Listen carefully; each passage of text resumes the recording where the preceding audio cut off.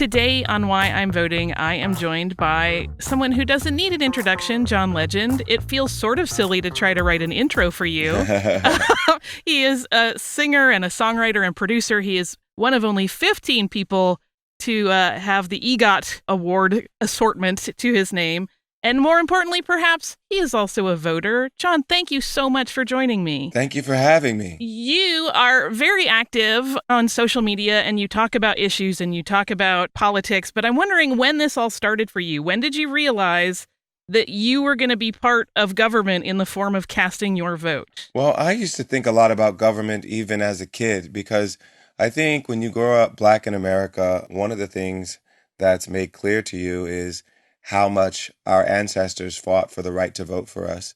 I looked up to people like Martin Luther King and John Lewis and Rosa Parks and all these other folks who were so engaged in what was going on in their communities and in the nation and cared so much about the laws, because at that time we were bearing the brunt of bad legislation, bad practice, and we needed our laws changed. We needed our politicians changed. And so one of the ways we engaged was to make sure we had the right to vote and that our votes would mean something when it came to policy changes that would affect our lives and make our lives better. Did you register right away when you turned 18? I don't know if it was exactly right away, but it was pretty close. I was going to college then. I was a pretty young college student. So by the time I turned 18, I was already a junior. Oh, wow. Yeah. But I registered in my home state of Ohio and voted absentee, even though I was going to school in Philadelphia, Pennsylvania, at the University of Pennsylvania.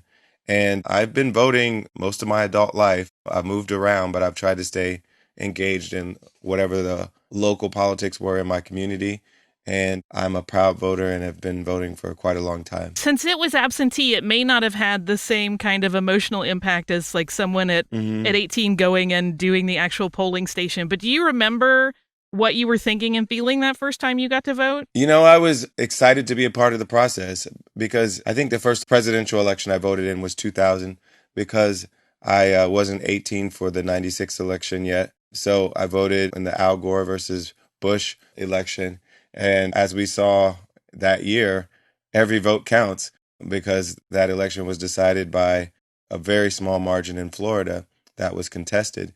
And so we saw even that year how important voting was and how every vote counts, particularly in states where it's really close. You also mentioned that as you've moved around, you've tried to maintain your engagement in your local communities. Mm-hmm. So I'm presuming you vote in local elections as well. Yes, I live in Los Angeles and have been registered here for a while now. So I pay attention. I have raised money for a district attorney candidate here in LA and been encouraging people to pay attention to these local elections because they really do matter. And California has a lot of ballot initiatives as well that can be very meaningful in people's lives. We've seen a ballot initiative here where we were able to downgrade 6 felonies to misdemeanors so that we could decarcerate some of our jails and prisons. We've seen ballot initiatives here that legalize marijuana, all kinds of initiatives that really affect people's lives and make the people a part of governance and make the people a part of legislation. Now, when it comes to those local elections, especially when you talk about ballot initiatives that maybe aren't always worded super clearly and, have a really deep impact on the community almost immediately, what is your research process like to know that you are as informed as you can be when you cast that vote? Well, usually your local paper will write endorsements. And so I think that's useful, particularly in local elections where you're not getting national coverage and these people aren't on CNN or MSNBC or Fox News or whatever you watch. So you want to read the local paper and local publications who are talking about the races in your community. And you don't have to follow their advice every time, but at least they can help frame the way you think about it. And they kind of lay out the underlying issues that people are contesting. And particularly with these ballot initiatives, they can be worded in ways that are actually deceptive on purpose. And so you'll want a reliable third party to kind of tell you, well, here's what this bill is really trying to do.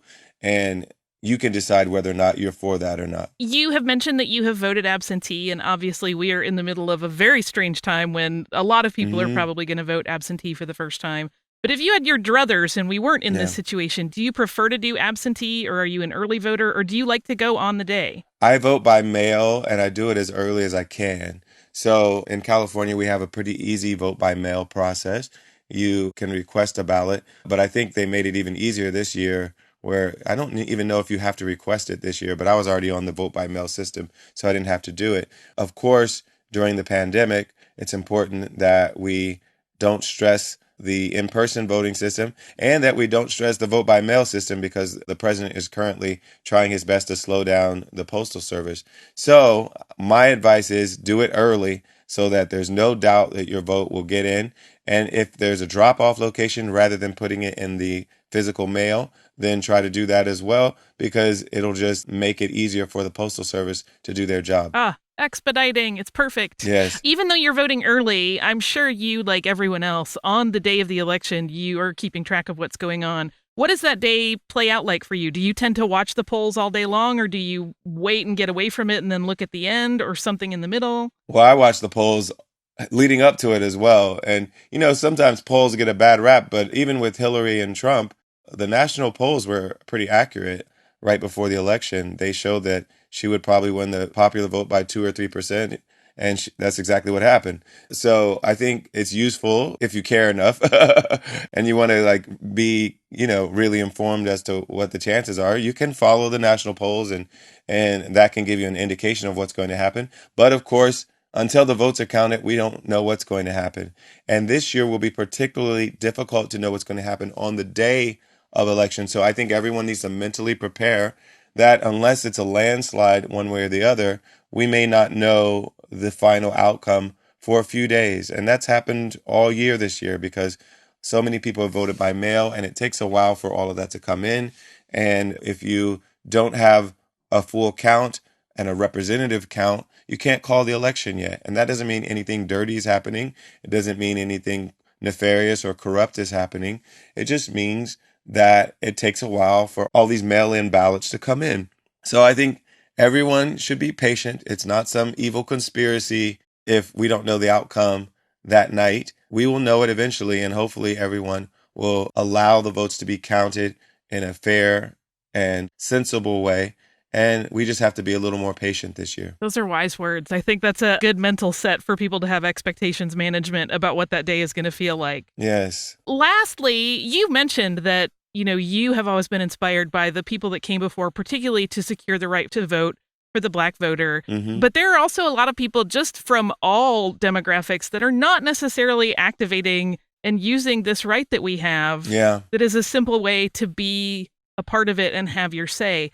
If you could say one thing to try to convince those people to make sure that they are part of this process, what would you tell them? Well, John Lewis wrote in his final essay in the New York Times that democracy is not a state, it's an act.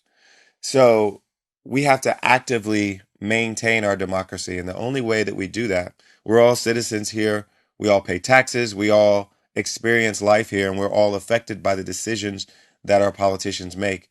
And the only sure way that we can hold them accountable is to make sure we participate in these elections because then they know that there will be consequences for them if they're not doing right by the people.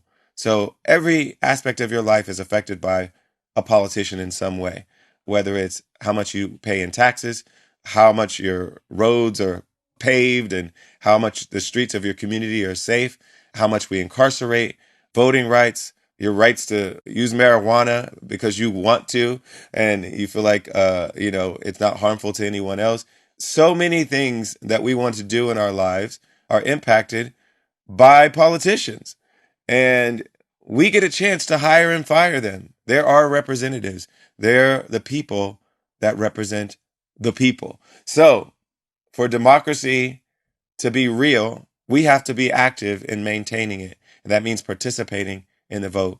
And if you can vote by mail, if you can show up to vote early, or if you can show up to vote on the day of the election, either way, it won't take too much for you to be involved in your community and the way it's governed. and to have a say in this election and have your voice heard. And I think no matter who you are, no matter where you come from, I don't care if you're voting the same as me or not, we want your vote to be counted, because for our democracy to really work, our votes need to reflect the will of the people. Oh, perfectly said. John, thank you so much for spending this time with me today. I cannot tell you how grateful I am. Thank you.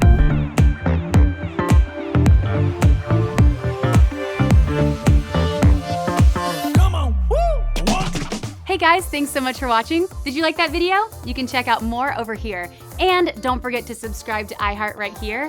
And if you're already a longtime fan, make sure you ring the bell down below so you don't miss a single video. Bye guys.